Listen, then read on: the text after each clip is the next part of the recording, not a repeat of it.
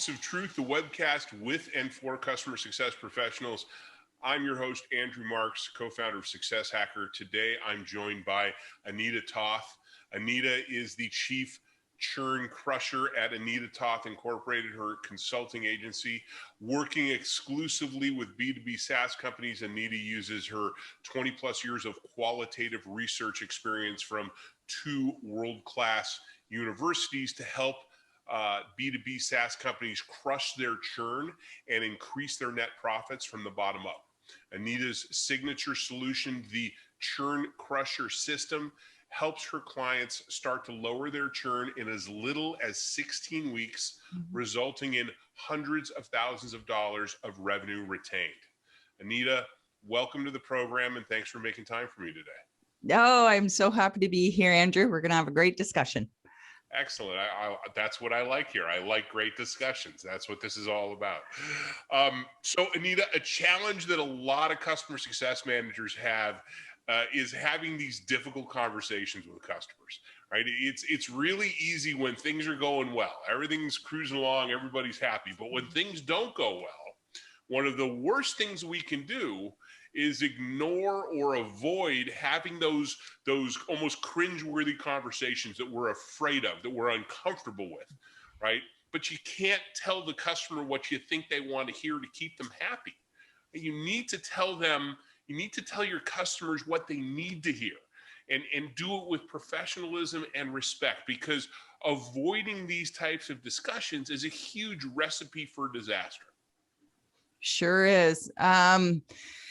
Yeah, at some point it's going to happen. And there's 2 particular scenarios that customer success tends to deal with. One of those scenarios is when the company has made a mistake, and now you need to reach out to your customers and say, hey, we made this mistake, this happened, and here's what we're going to do about it. And the other, which is I actually find much more challenging in having those conversations, is when the customer isn't taking the recommended actions for their success. So the first scenario where the company's made a mistake, it's often much easier. You have marketing involved, emails go out, however it might be. There might be some calls that need to be booked, but there's some, There's a communications plan. There's a communications plan. It's standardized. Right. But the second scenario is where CSMs are really challenged, because it's, they're looking at the account and it's like, oh, well, going to have this difficult conversation, because you can see somebody is starting to, go off the rails, or they're just not taking those recommended actions. And at some point you gotta, exactly.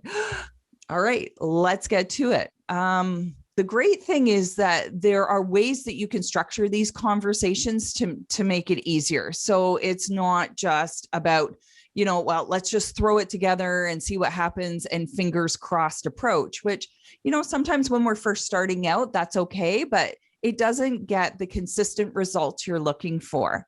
And that's really what you want, is consistency in the results. So having those difficult conversations means coming out with some sort of resolution.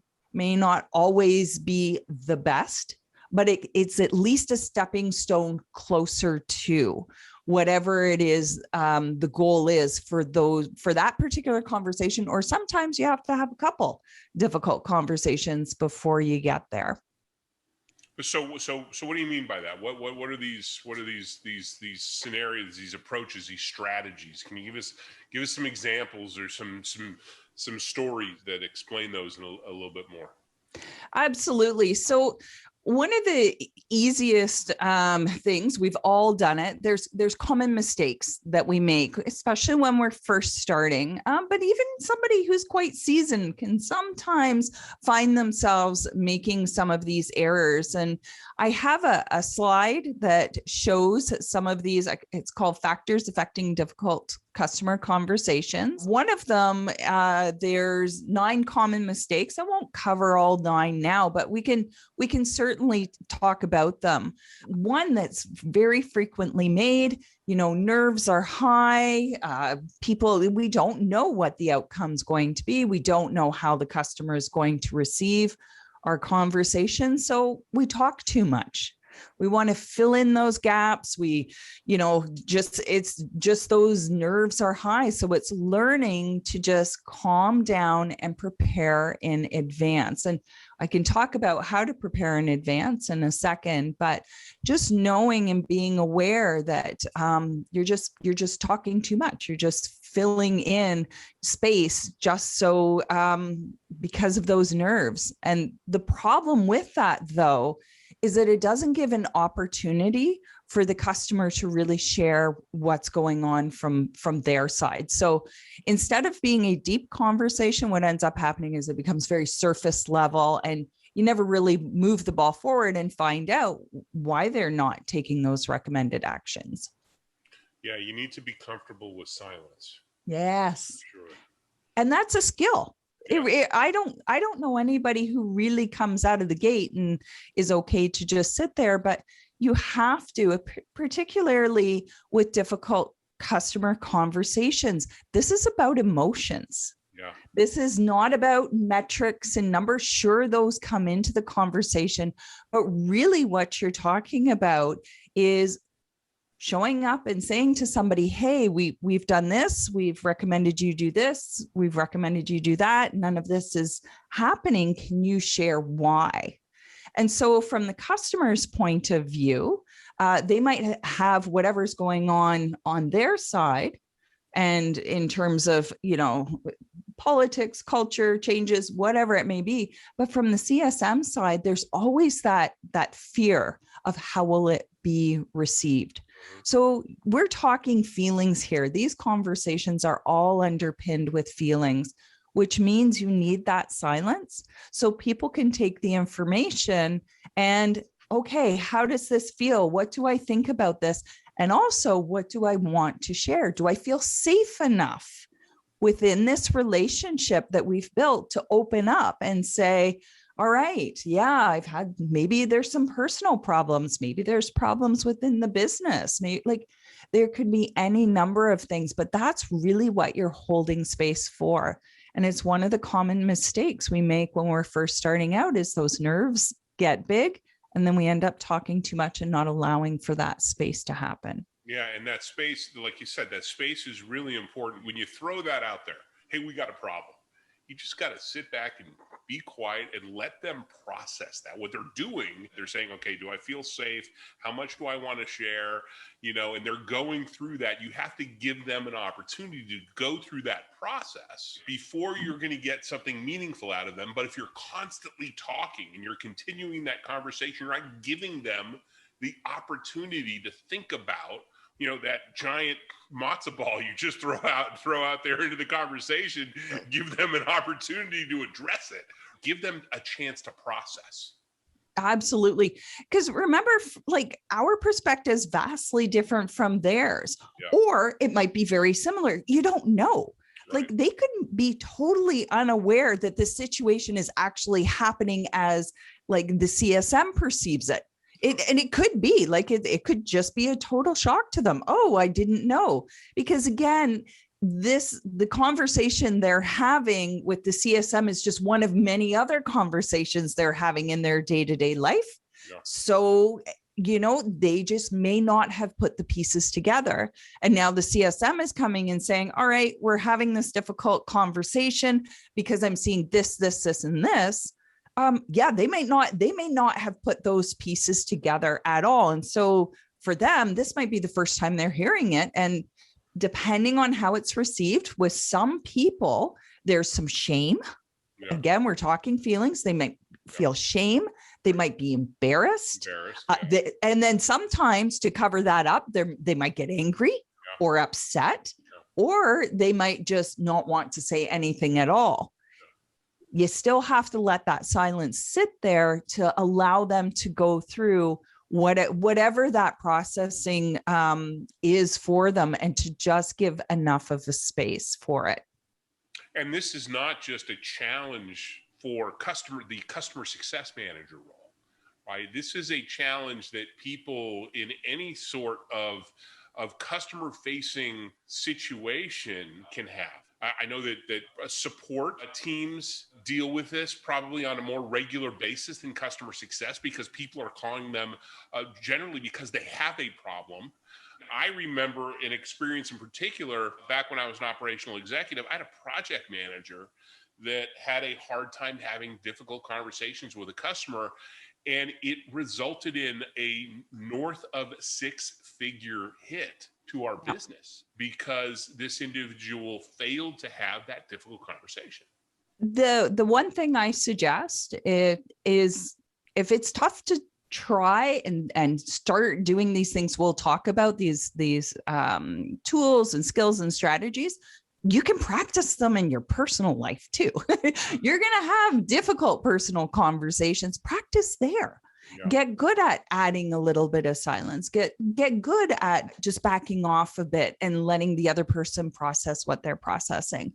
And then you can bring it into your work life, or vice versa. It all depends which place you feel most confident to try these different things. But certainly talking too much and not giving silence is one of the biggest common mistakes that's out there. And happy to go on with another one. This is actually, sure.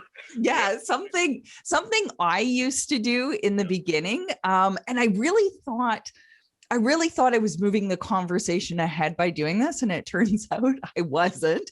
And it's giving your opinion too early. So you're just starting the conversation. You've laid out what the issue is. You're starting to talk about it, and the customer says, "So what do you think we should do about it?"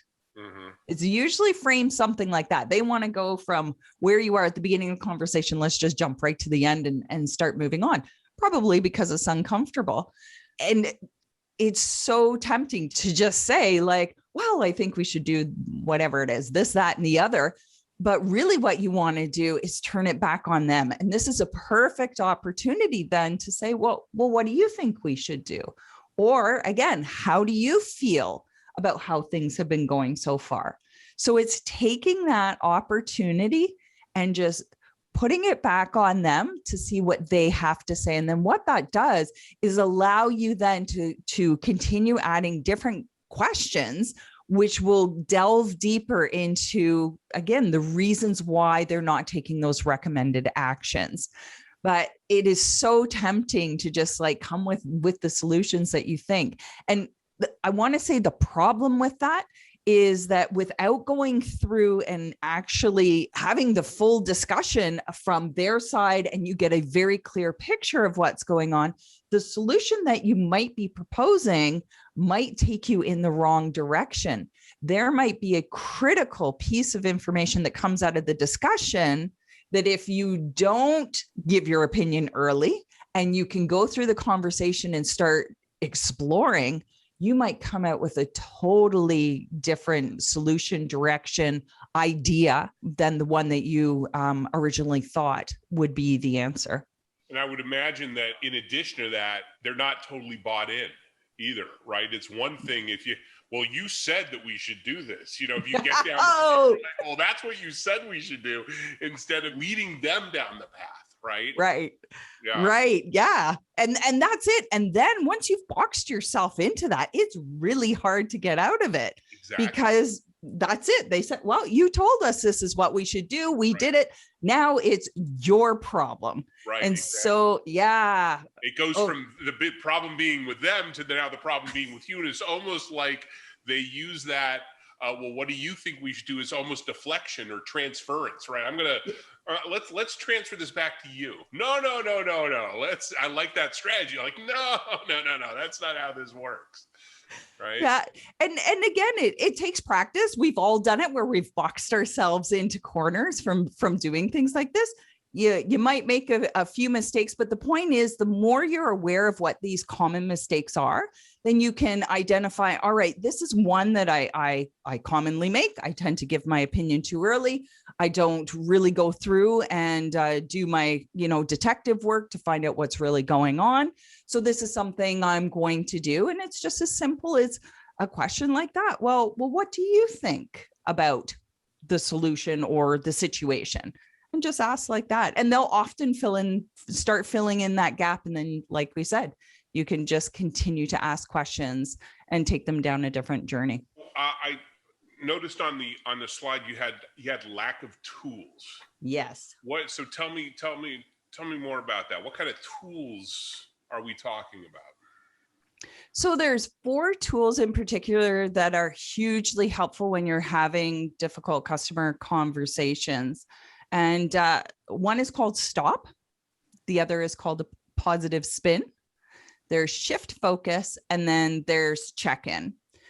So I'm happy to tell you a little bit about them. And essentially what they do is bring the emotions, especially for stop, positive spin, and shift focus.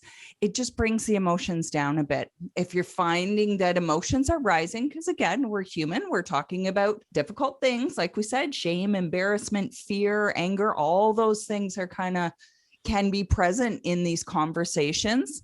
The stop tool is particularly helpful for the CSM, and that's who it's for. It's not for the customer, and is literally stopping the conversation for a second, asking for just a bit of a break. So 90 seconds max, which is a really long time, but really you want to try to keep it short.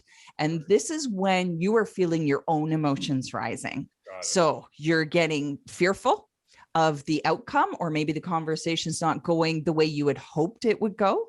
When you're starting to worry that you might not be able to solve the issue that you're discussing.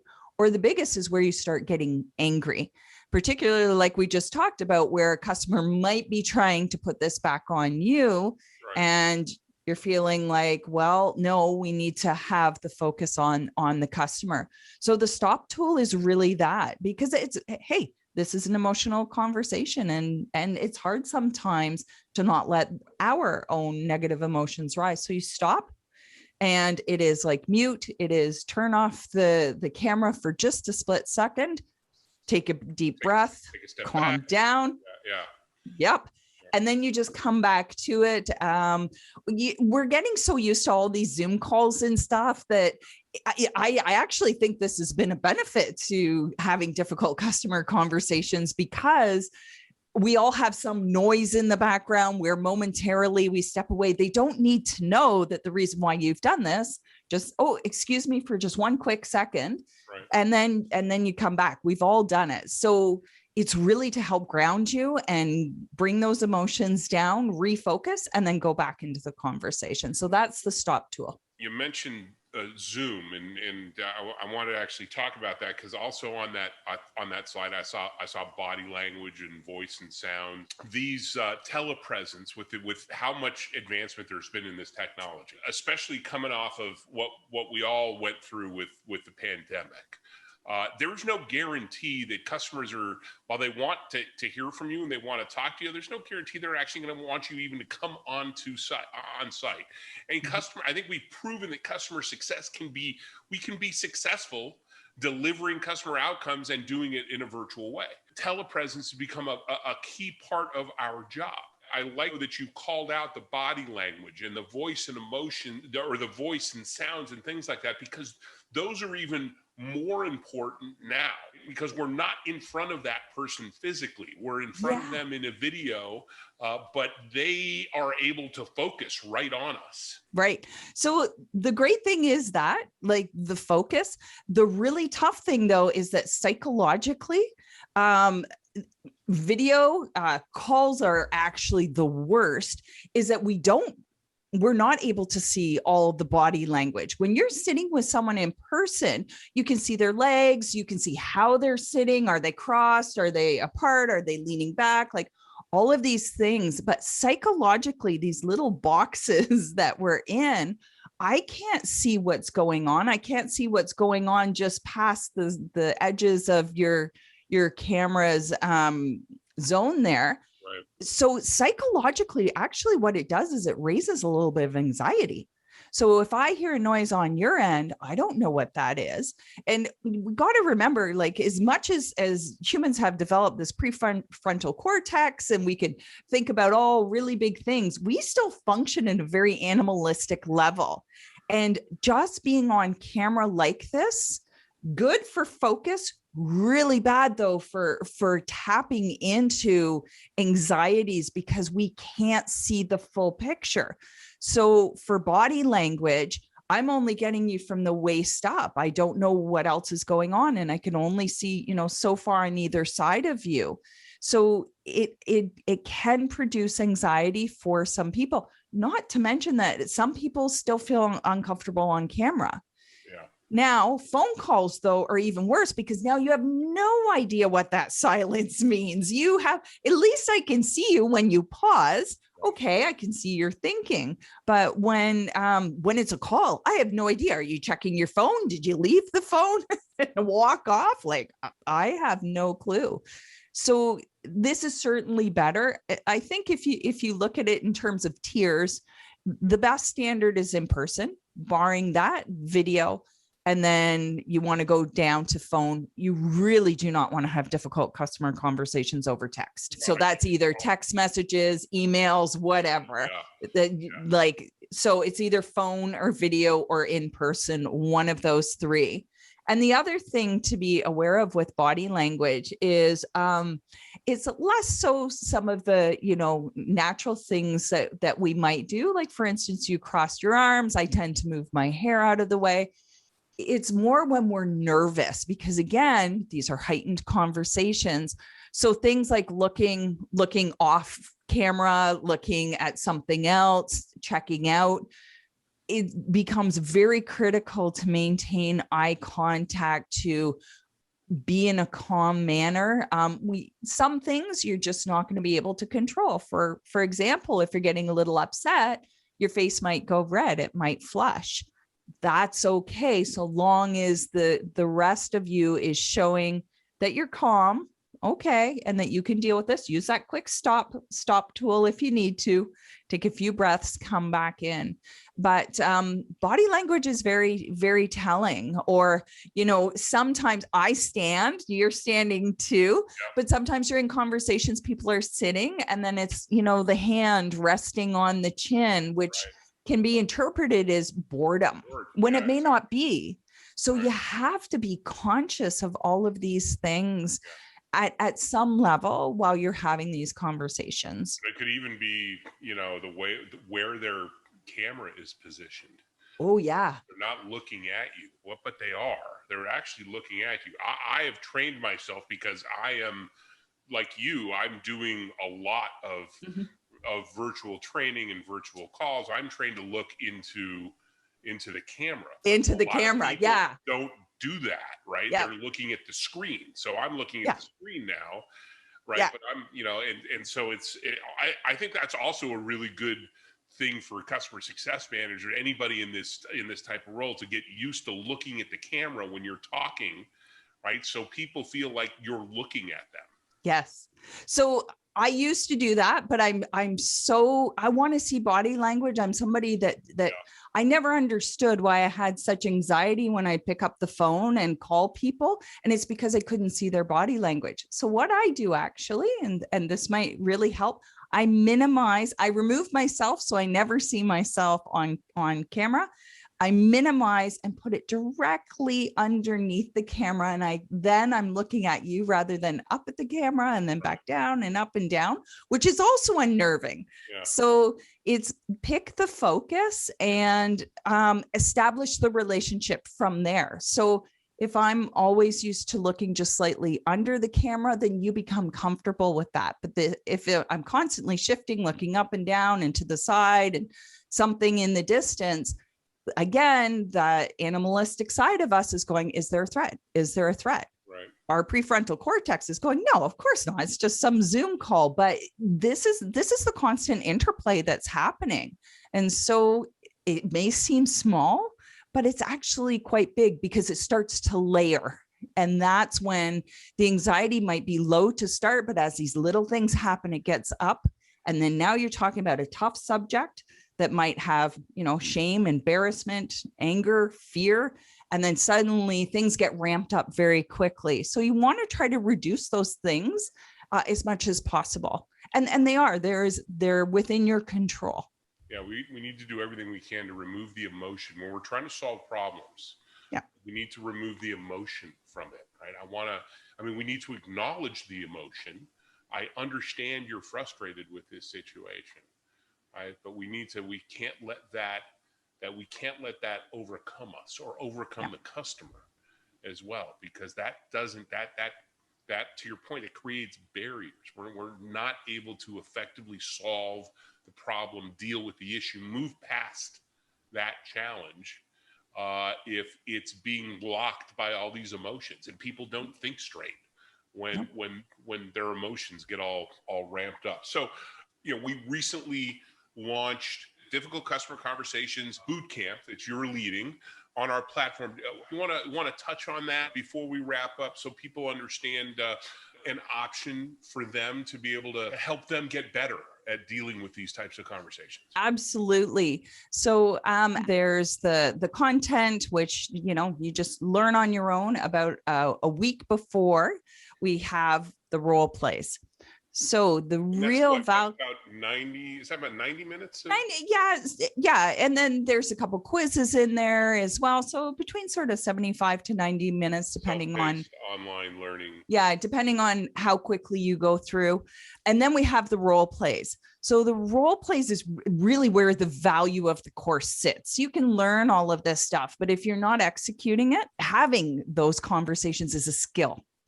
It takes time. You get better at them. The more you practice, the more you use the tools we talked about. I didn't get through the positive spin and shift focus and check-in, but they become the powerful ways of guiding the conversations, particularly when they start, and sometimes they do. The conversation starts going off on a tangent, and you need to bring it back and focus on that main issue that you're dealing with.